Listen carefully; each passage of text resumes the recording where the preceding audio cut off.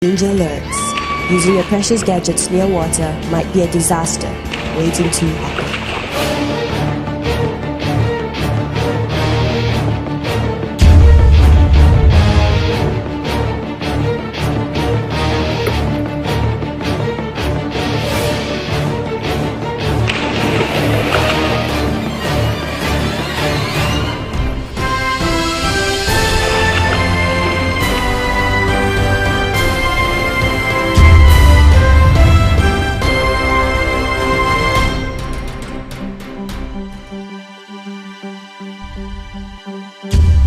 Never switch on the phone after it's been dropped in water, and don't charge it.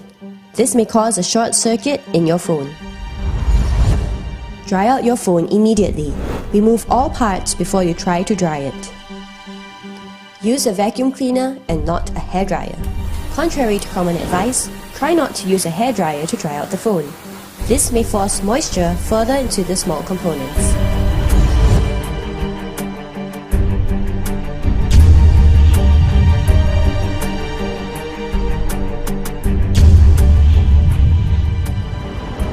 Trust me on this.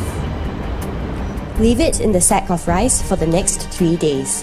The rice will help to soak up the rest of the moisture. Remember, trying to revive your phone will take patience, so don't give up that fast.